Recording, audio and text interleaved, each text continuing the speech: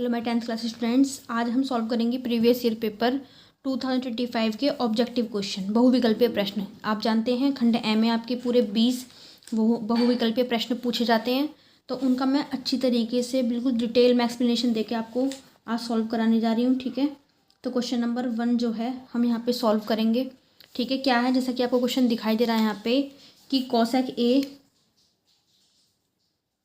A minus cot A 1 plus cos A.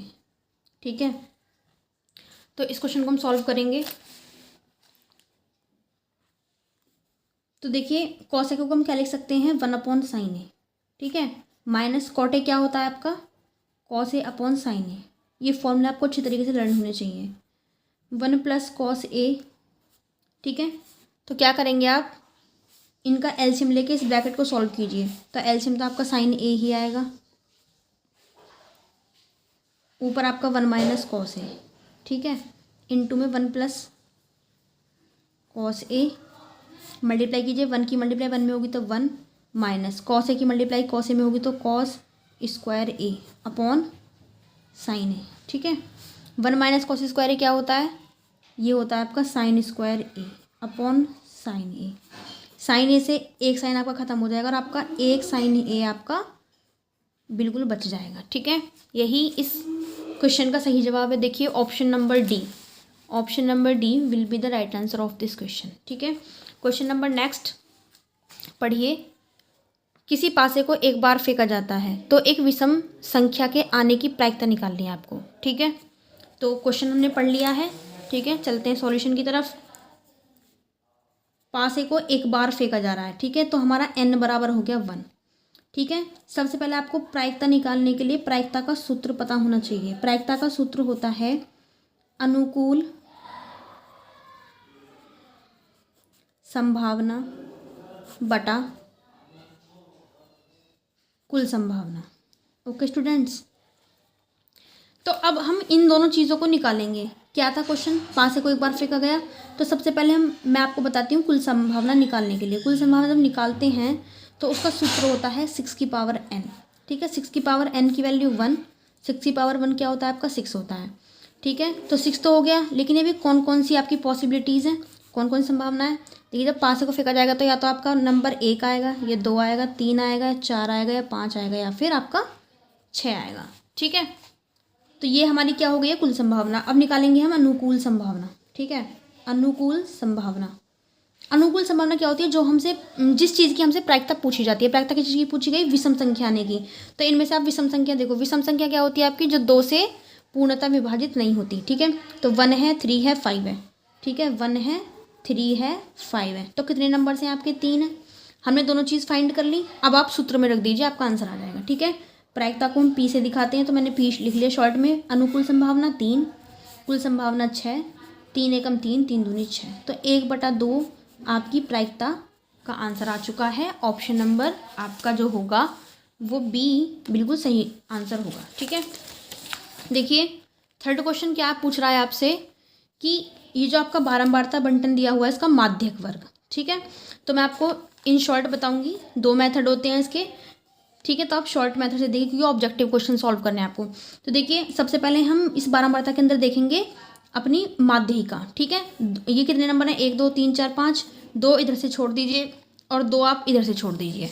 ठीक है, तो बीच में आपका क्या पड़ा, 5, और 5 के जस्ट सामने वाला जो आपका वर्ग अंतराल है वही आपका माध्यिक वर्ग होगा। ठीक है, जो हमारी माध्यिका होती है उसके बिल्कुल ठीक सामने वाला जो अंतराल होता है, वर्ग अंतराल, वो हमारी क्या होता है, माध्यिक वर्ग होता है। ऑप्शन नंबर सी सही आंसर होगा इसका। देखिए क्वेश्चन नंबर 4 में क्या पूछा है आपसे, बहुलक वर्ग। बहुलक वर्ग क्या चीज़ है। ठीक है, पहले बहुलक देखिए अब क्या होता है। जो हमारी बारंबारता दी हुई है फ्रीक्वेंसीज, इनमें जो सबसे ज़्यादा बारंबारता कौन सी है, 12, और 12 के जस्ट सामने वाला क्या होगा आपका, बहुलक वर्ग। बहुलक के सामने वाला बहुलक वर्ग। ठीक है, तो ऑप्शन नंबर कौन सा है इसमें answer, D. Next question will be what, यदि बच्चे के पास एक पासा है, ठीक है, जिसके फलकों पर ये वाले आपके अक्षर अंकित हैं।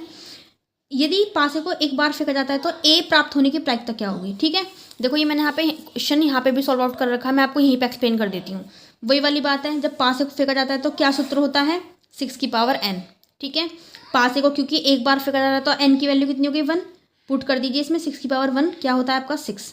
ठीक है, तो कुल संभावना कितनी आ गई आपकी 6। अनुकूल संभावना क्या पूछी आपसे, अनुकूल संभावना कैसे निकलेगी, जिस चीज़ की प्रायिकता पूछी जाती है। किस चीज़ की प्रायिकता पूछी, ए आने की। ए कितनी बार आ रहा है यहाँ पे आपका, एक बार, दो बार, तो आपकी अनुकूल संभावना हो गई यहाँ पे 2।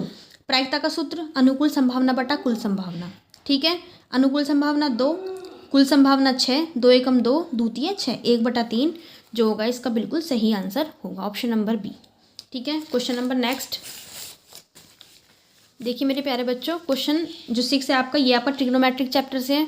ठीक है, मैं सॉल्व करके आपको स्पीड से बताती हूँ, थोड़ा पेशेंस रखिएगा। ठीक है, ऐसा नहीं है कि आप स्किप करके वीडियो को आगे चले जाएंगे तो आपको समझ में नहीं आ पाएगा। एक सेकेंड रुकिए ज़रा।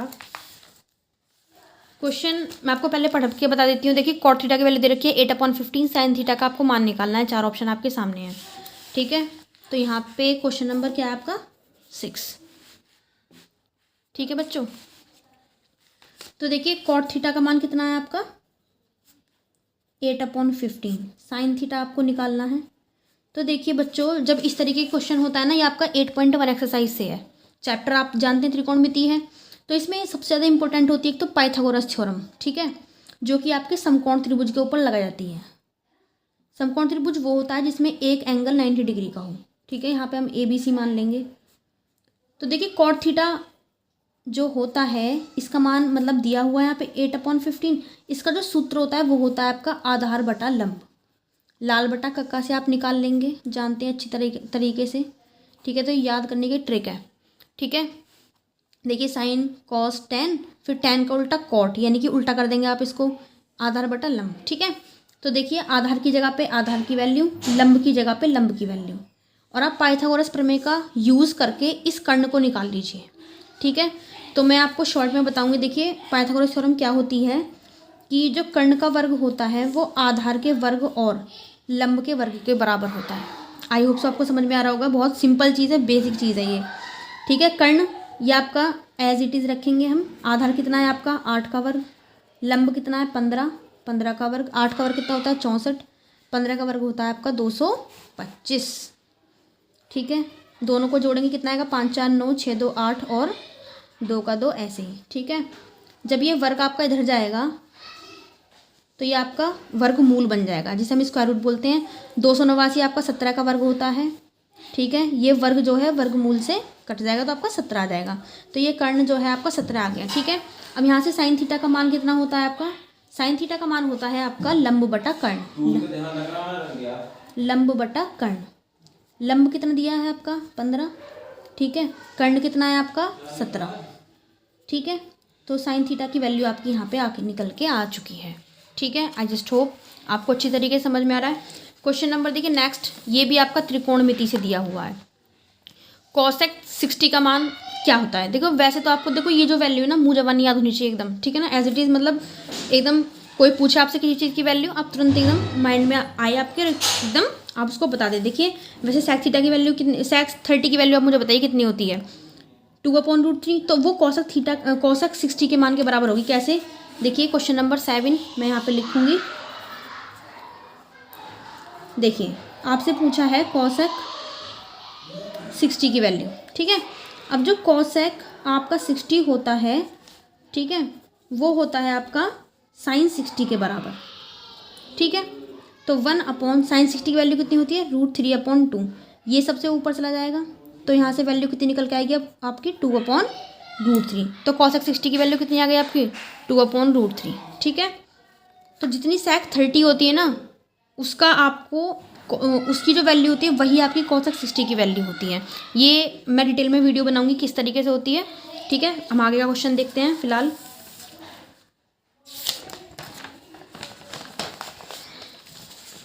क्वेश्चन नंबर 8, तो देखिए क्वेश्चन आपका क्वेश्चन है, क्वेश्चन नंबर 8 जो है cosec square theta upon sec square theta का मान पूछा है। क्या होता है, अब आप जानते होंगे कॉसेक स्क्वायर थीटा को लिख सकते हैं हम sine square theta upon sec square theta को क्या होता है 1/कॉस स्क्वायर थीटा।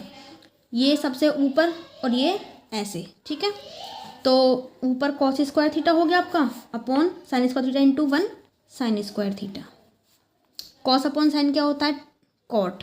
क्या होता है आपका? कॉट। स्क्वायर है तो आप भी स्क्वायर लगा दीजिए, ये हो गया आपका cot square theta. Answer number D, ठीक है, will be the right answer of this question. Question number next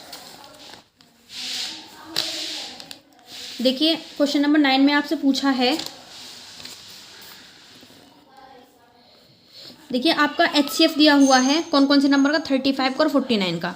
तो ये आपके दो नंबर्स हो गए, ठीक है, यानी कि पहली संख्या क्या दी हुई है आपको? 35, ठीक है। दूसरी संख्या आपको क्या दी हुई है? 49, ठीक है। और इनका दोनों का HCF दिया हुआ है, ठीक है, HCF, ठीक है। कितना दे रखा है आपको? 7। तो आपको LCM फाइंड करना है, ठीक है। तो देखिए बच्चों, इस जो मैं आपको सूत्र आपके सामने लिखने जा रही हूँ, जो इनके बीच के रिलेशन को शो करता है, ठीक है। क्या होता है आपका? LCM into HCF is equal to पहली संख्या गुणा दूसरी संख्या। इस सूत्र पे काफ़ी प्रश्न पूछे जाते हैं आपसे, ठीक है, वेरी शॉर्ट भी, ठीक है, वेरी शॉर्ट भी, और आपसे मतलब बहुविकल्पीय प्रश्न भी, ठीक है।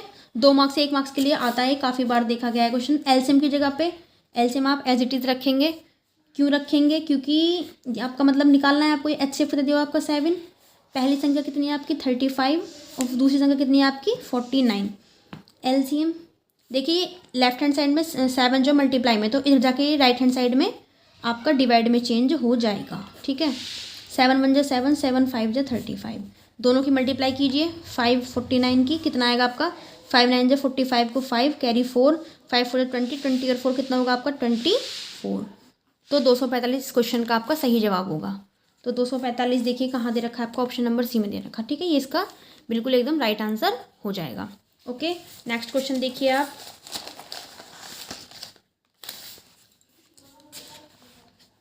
क्वेश्चन नंबर 10, ठीक है। देखिए ये दो संख्याएं हैं 306 और 657, इनका आपको HCF निकालना है। 306 और 657 का, इसका देखो कोई विधि तो आपके सामने ली नहीं गई है, किससे निकालेंगे आप? ठीक है, तो आप कोई सी भी विधि का प्रयोग कर सकते हैं। मैं भागफल विधि का यूज़ करूँगी यहाँ पे, भागफल विधि के प्रयोग से, ठीक है, द्वारा। तो 306 का हम डिवाइड लगाएंगे, 57 है यहाँ पे, ठीक है। तो 2 बार चलेगा यहाँ से, 6 दूनी 12 को 2 हासिल 1, 6 1 का 1, 3 दूनी 6, माइनस करेंगे, 7 से 2 गए 5, 5 से गए 4। तो ये जो आपका यहाँ पे आपका जो रिमाइंडर बचा है ये आपका डिवीज़र बन जाएगा, ठीक है। और ये जो आपका यहाँ पे डिवीज़र था वो यहाँ पे आके आपका डिविडेंड बन जाएगा। आई जस्ट होप डिवीज़र और डिविडेंड आपको अच्छी तरीके से पता होगा। तो 45 से कितनी बार चलेगा बच्चों? ये मैं देखती हूँ, इसे 4 बार करके देखती हूँ। 4 पंजे 20, 0 2, 4 4 2 18, और चलेगा आगे 6 से देखते हैं, 6 पंजे 30, 0 3, 6 24 और 3 27, 45 7 भी देख लेते हैं। 7 पंजे 35, 3 7 चौक 28 और 3 31, ज़्यादा हो गया तो यानी कि 6 टाइम चलेगा आपके ये।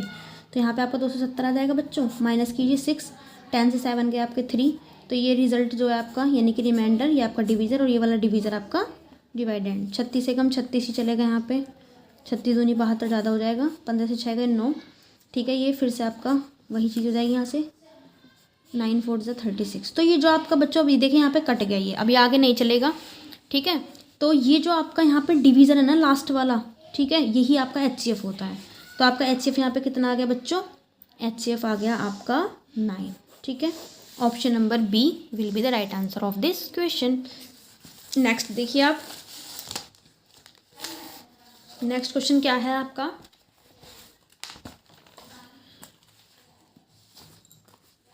देखिए 2 संख्याएं, देखिए दूसरी बार पूछा गया क्वेश्चन आपसे, मतलब उसी सूत्र पर आधारित। LCM और HCF आपको दिए हुए हैं, पहली संख्या दी हुई है, दूसरी संख्या आपको निकालनी है। तो आई जस्ट होप आप इसको अच्छी तरीके से कर पाएँ, बट मैं फिर भी आपको सॉल्व करके दिखाती हूँ इसमें, ठीक है। जो चीज़ हमें पता है ना हम वही चीज़ नोट करेंगे। देखिए LCM हमें दिया हुआ है कितना? 168, ठीक है। HCF भी हमें दिया हुआ है इज इक्वल टू 6, ठीक है। और पहली संख्या, आप एक संख्या बोलें या पहली संख्या बोलें, आपकी मर्जी है। तो सूत्र लगाएंगे हम, क्या होता है हमारा? दूसरी संख्या हमको निकालनी है। तो देखिए लिखेंगे हम सूत्रों को अपने, पहली संख्या गुणा दूसरी संख्या is equal to LCM into HCF। इस सूत्र को अच्छी तरीके से याद रखना। हमें वैल्यू पुट करनी है, ठीक है, और कुछ भी नहीं करना है। पहली संख्या कितनी है आपकी 24, दूसरी संख्या आपको निकालनी है तो इसको आप ऐसे ही रखें। LCM कितना है आपका 168, HCF कितना है आपका 6। दूसरी संख्या 168 गुणा 6 बटा, ये गुणा में इधर आके भाग में, 6 कम 6, 6 चौके 24, 4 से काट दीजिए, 4 चौके 16, 4 दूनी 8, यानी कि 42 आंसर आपका। तो दूसरी संख्या कितनी निकल के आ गई बच्चों आपकी, ये आ गई आपकी 42।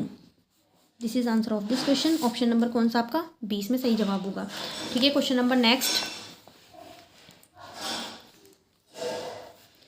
क्वेश्चन नंबर 12 देखिए। आपको दो बिंदु दिए हैं ए, इसके कोऑर्डिनेट आपके AB, दूसरा बिंदु आपको दिया है 2A और 2B, ठीक है। इनके बीच की दूरी आपको निकालनी है। तो देखिए दूरी निकालने के लिए आपको दूरी सूत्र पता होना चाहिए। सबसे पहले आप इसे मान लीजिए x1 y1, इसे मान लीजिए आप x2 y2, ठीक है। तो दूरी सूत्र देखिए क्या होता है, दूरी सूत्र होता है √x2 माइनस x1 का whole square plus y2 minus y1 का होल स्क्वायर, ठीक है, और इसका पूरे का √ यानी वर्गमूल आप बोलें, ठीक है। x2 की वैल्यू 2a, x1 की वैल्यू a का whole square, y2 2b minus y1 कितना b का होल स्क्वायर। ओके बच्चों, 2a में से गया a, इसके ऊपर स्क्वायर तो स्क्वायर लगा दीजिए, 2b में से b गया b, इसके ऊपर स्क्वायर तो स्क्वायर लगा दीजिए, ठीक है। इससे आगे सॉल्व नहीं हो सकता क्योंकि दोनों ही आपके डिफरेंट, ठीक है, डिफरेंट हैं दोनों के दोनों नंबर्स आपके, तो ये आगे सॉल्व नहीं हो पाएंगे। तो दूरी आपकी इतनी आ चुकी है, तो ऑप्शन कौन सा होगा आपका सही जवाब इसमें A, ठीक है। ये आपका चैप्टर नंबर 7 से है, कोऑर्डिनेट ज्योमेट्री जो कि निर्देशांक ज्यामिति, ठीक है। अच्छे से आप याद कीजिए दूरी सूत्र को। और क्वेश्चन नंबर नेक्स्ट देखते हैं हमारा कौन सा है। क्वेश्चन नंबर नेक्स्ट आपका 13, देखिए क्या क्वेश्चन है आपका।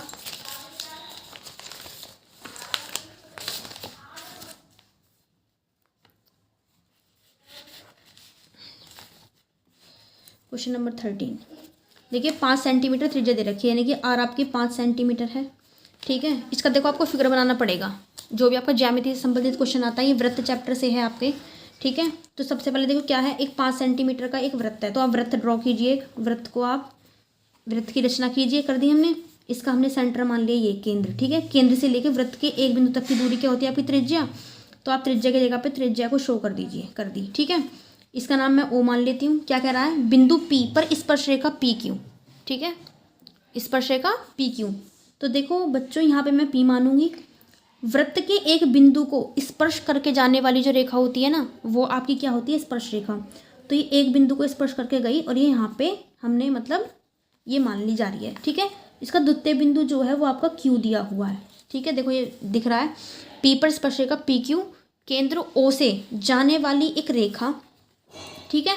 केंद्र क्या आपका ये, तो इससे जाने वाली रेखा बिंदु Q से इस प्रकार मिलती है, ठीक है। इस प्रकार मिलती है कि जो PQ की डिस्टेंस है वो आपकी 12 सेंटीमीटर हो जाती है, ठीक है। मैं आपको एक बात बताऊंगी, जो त्रिज्या होती है ना बच्चों, ठीक है, वृत्त की त्रिज्या वृत्त की स्पर्श रेखा पर लंब होती है। अब लंब हो गई तो एंगल कितने का बन गया, 90 डिग्री का, और 90 डिग्री बनते ही समकोण त्रिभुज हो गया। तो समकोण त्रिभुज में हम पाइथागोरस की मदद से इस OQ की लंबाई को निकालेंगे। और OQ की लंबाई आपसे पूछी है तो कैसे निकालेंगे आप, OQ आपका कर्ण है तो OQ बराबर होगा √, ठीक है, PQ का वर्ग प्लस OP का वर्ग, ठीक है। तो PQ कितना है आपका 12 का वर्ग प्लस OP कितना है आपका 5 का वर्ग का वर्गमूल। 12 का वर्ग 144, 5 का वर्ग 25, ठीक है। कितना होगा 169 होगा का वर्गमूल, ये 13 का वर्ग है, ठीक है। वर्ग से वर्गमूल खत्म, 13 आ गया आपका 13 सेंटीमीटर, ठीक है। तो ऑप्शन नंबर B क्या होगा इसका बिल्कुल सही जवाब होगा। क्वेश्चन नंबर नेक्स्ट पढ़िए, क्वेश्चन क्या कह रहा है। देखिए दो त्रिभुज हैं आपके, त्रिभुज ABC, ये आपका त्रिभुज चैप्टर से क्वेश्चन है।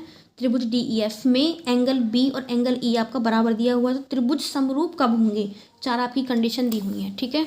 तो सबसे पहले मैंने क्या बताया, कभी भी ज्यामिति का प्रश्न हो तो सबसे पहले आप फिगर बनाइए, ठीक है। क्वेश्चन को पढ़ के, दो त्रिभुज हैं, त्रिभुज मैंने 2 बना लिए यहाँ पे, ठीक है। ABC है पहला वाला और दूसरा त्रिभुज है आपका PQR, ठीक है। इसमें जो एंगल B है वो एंगल सॉरी DEF था, ये आपका EF। ठीक है बच्चों, तो एंगल बी जो है वो एंगल ई के बराबर है। ठीक है, अब बराबर है तो देखिए कौन सी कंडीशन है इसमें समरूप के लिए होगी। समरूप कब होता है, जब दो त्रिभुज की जो संगत भुजाएं होती है ना, एक तो उनका अनुपात बराबर हो जाए और दूसरा एंगल बराबर हो जाए। ठीक है, तो देखिए यहाँ पे ये जो त्रिभुज, ये जो एंगल बना हुआ है, बराबर एंगल को देखेंगे हम। ये बराबर एंगल किसके बीच में बने हुए, देखो ये जो एंगल है ये एक तो इस वाली रेखा और इस वाली रेखा के बीच में बना हुआ है, इनकी मदद से बना हुआ है। तो हम पहले इनका रेशो लेंगे AB बटा BC। ठीक है, ले लिया। ये बराबर होना चाहिए दूसरे वाले त्रिभुज की, जो पहली वाली भुजा हमने AB ली, तो AB की संगत भुजा कौन सी होगी, DE। ठीक है, ये DE ले ली हमने। BC की संगत भुजा क्या होगी इस त्रिभुज में, EF। तो ठीक है, तो यही हमारी कंडीशन अगर हमारी होगी तो हमारा क्या हो जाएंगे, दोनों के दोनों त्रिभुज हमारे समरूप हो जाएंगे। तो ऑप्शन नंबर कौन सा है इसमें से, बी आपका बिल्कुल सही जवाब होगा। ठीक है, क्वेश्चन नंबर क्या है आपका नेक्स्ट, क्वेश्चन नंबर 15।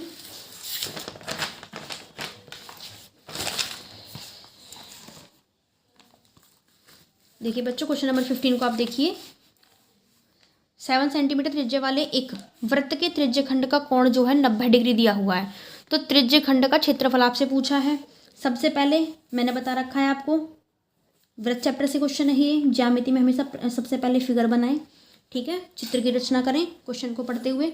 मैंने वृत्त बना लिया। अब देखिए इसमें त्रिज्य खंड का कोण दिया हुआ है। त्रिज्य खंड क्या होता है, केंद्र हम बनाते हैं यहाँ पे, दो त्रिज्याओं और इन दोनों त्रिज्याओं की संगत चाप जो है, इनसे घिरा हुआ ये जो हमारा क्षेत्रफल आया ना, ये जो क्षेत्र है हमारा, ये हमारा त्रिज्य खंड होता है। यहाँ पे नाम मान लेते हैं OAB। केंद्र से लेकर वृत्त के एक बिंदु की दूरी क्या होती है, त्रिज्या। तो त्रिज्या की जगह पे त्रिज्या का मान रखें 7 सेंटीमीटर। ठीक है, ये भी आपकी त्रिज्या है। तो देखिए त्रिज्य खंड का क्षेत्रफल पूछा है आपसे, तो इसका सूत्र होता है, ठीक है, क्या होता है त्रिज्य खंड के क्षेत्रफल का, θ/360 इंटू πr²। ठीक है, तो आप क्या काम करेंगे, थीटा आपका कितना दिया हुआ है यहाँ पे 90 डिग्री। ठीक है, तो यहाँ पे 90 डिग्री आप लिख लेंगे। थीटा की जगह पे थीटा का मान यहाँ पे 360 आ गया आपका, इंटू पाई की वैल्यू 22/7 रख लें। आप 3.14 भी रख सकते हैं एज यू विश। आर की वैल्यू कितनी है 7, क्योंकि 7 का स्क्वायर है तो हम 7 2 टाइम्स लिखेंगे। इस 7 से 7 खत्म, 1 0 से 1 0 खत्म, 9 एकम 9, 9 चौके 36। इन दोनों को आप 2 से काट दीजिए, 2 दूनी 4, 2 11 कितना 22। तो क्या क्या बचा नोट कर लीजिए, 11 गुणा 7/2, 11 सत्ते 77/2। कितना आएगा डिवाइड लगाने के बाद, 2 3 6, 1 बचेगा, 2 8 16, 1 बचेगा, पॉइंट लगा के 0 और 2 5 10, क्योंकि क्षेत्रफल है। ठीक है, तो सेंटीमीटर स्क्वायर लगा लेंगे। ये आपका एरिया निकल के आ चुका है त्रिज्य खंड का। ठीक है बच्चों, ऑप्शन नंबर कौन सा, option number C will be the right answer of this question. Question number next देखिए, क्वेश्चन नंबर नेक्स्ट जो है आपका, ये भी आपका किससे है, पृष्ठीय क्षेत्रफल और आयतन चैप्टर से है। देखिए एक खिलौना है जिसकी त्रिज्या 4 सेंटीमीटर है, वो शंकु के आकार का है, जो कि उसी त्रिज्या वाले एक अर्धगोले के ऊपर रखा हुआ है। ठीक है, शंकु की त्रिज्या ऊंचाई हमें दी हुई है, खिलौने का संपूर्ण पृष्ठीय क्षेत्रफल आपको निकालना है। ठीक है स्टूडेंट्स, बहुत ही सिंपल क्वेश्चन है। अगर देखो आपको बेस आपका स्ट्रॉन्ग है ना, आप you can find any question. Okay बच्चों, तो देखिए क्या है 4 सेंटीमीटर वाला शंकु। तो सबसे पहले आप शंकु बनाइए, फिगर बनाने की प्रैक्टिस कीजिए अच्छे से क्वेश्चन को पढ़ के। ये हमारा शंकु बन गया। शंकु की त्रिज्या दी हुई है हमें। ठीक है, त्रिज्या कितनी है आपकी 4। ठीक है, ये उसकी ऊंचाई होती है, थोड़ी तिरछी हो गई है गलती से। ठीक है, तो ये ऊंचाई है, ये आपकी त्रियक ऊंचाई। त्रियक ऊंचाई कितनी है आपकी 12। ठीक है बच्चों, ये किसके ऊपर रखा हुआ है, एक अर्धगोले के ऊपर रखा हुआ है, जिसकी त्रिज्या उतनी ही है जितनी की शंकु की। ठीक है, तो खिलौने का संपूर्ण पृष्ठ, तो बच्चों मैं बताऊं, जब भी कोई आकृति 2 आकृतियों से मिलकर बनी हुई होती है ना, उसका संपूर्ण पृष्ठ क्षेत्रफल निकालने के लिए, संपूर्ण पृष्ठ क्षेत्रफल निकालने के लिए हम दोनों आकृतियों का वक्र पृष्ठ क्षेत्रफल जोड़ देते हैं। ठीक है, तो दोनों आकृति कौन कौन सी है, पहली आकृति शंकु, तो शंकु का वक्र पृष्ठ। ठीक है, वक्र, ठीक है, पृष्ठ प्लस अर्धगोले का। देखिए कुछ चैप्टर हमारे ऐसे हैं जो पूर्णतः आपके सूत्र पर आधारित हैं, फॉर्मूले पर बेस्ड हैं।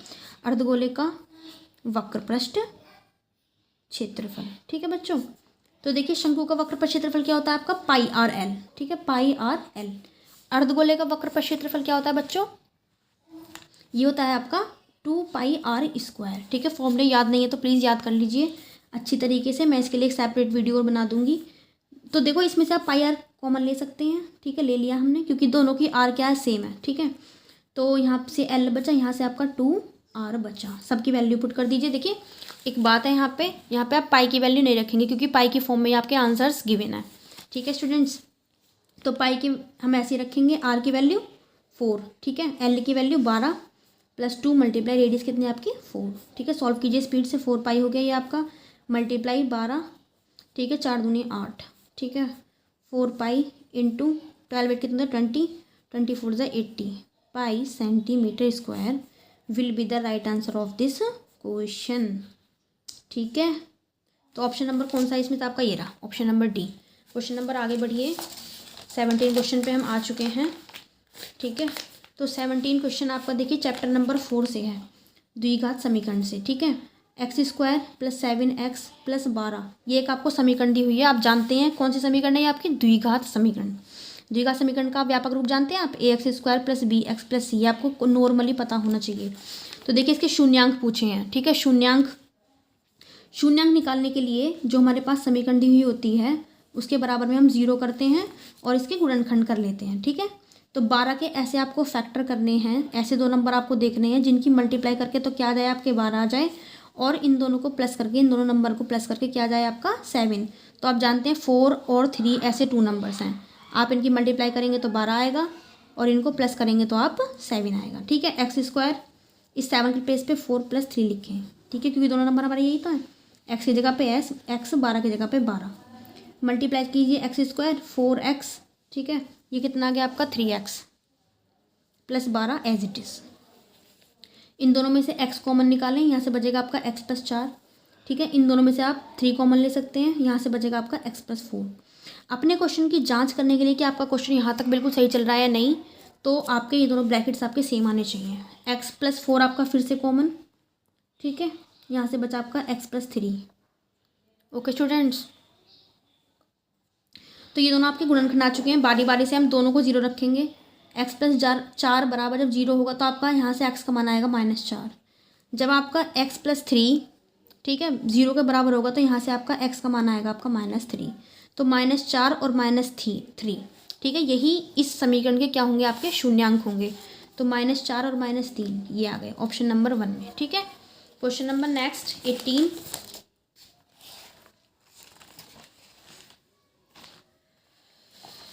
देखिए बच्चों क्वेश्चन नंबर 18, क्वेश्चन नंबर 18 को हम नोट करेंगे। देखिए यहाँ पे 2 रेखीय समीकरण दी हुई है, आपके युग्म दिए हुए हैं, युग्म का मतलब जोड़ा, ठीक है। 2 समीकरणों का जोड़ा आपके पास में x + y = 14, दूसरी समीकरण आपके पास x - y = 2 के हल पूछे हैं। हल का मतलब आपको x y के मान निकालने हैं, ठीक है। तो देखिए हमारे पास 2 मेथड होते हैं, एक तो होता है आपका कौन सी, विलोपन विधि होती है। क्या होती है आपकी, विलोपन विधि। एक होती है आपकी प्रतिस्थापन, ठीक है। तो आप चाहें जिससे भी सॉल्व करें, यहाँ पे कोई विधि का नाम नहीं है, ऑब्जेक्टिव क्वेश्चन है। तो स्पीड से हम करते हैं, x + y = 14, x - y, मैं यहाँ पे इसे सॉल्व कर रही हूँ विलोपन से, ठीक है। 2, तो देखिए मैं समीकरण को जोड़ दूंगी, ठीक है।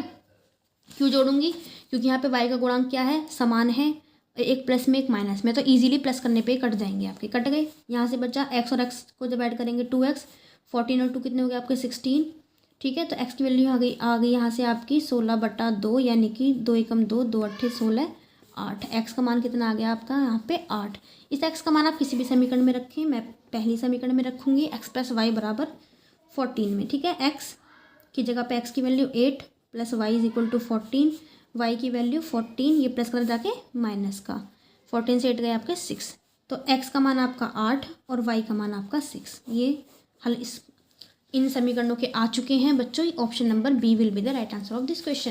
क्वेश्चन नंबर 19 देखिए मेरे प्यारे बच्चों, 19 क्वेश्चन में क्या कह रहा है वो देखिए, kx² + 2√6x + 3 = 0 के मूल समान है। ये चीज़ आपको दी हुई है कि समीकरण के मूल कैसे है, समान। तो आपको k का मान निकालना है, ठीक है। सबसे पहले हम अपनी द्विघात समीकरण को नोट करते हैं। क्या दी हुई है आपको, kx² 2√6x, ठीक है, +3 = 0।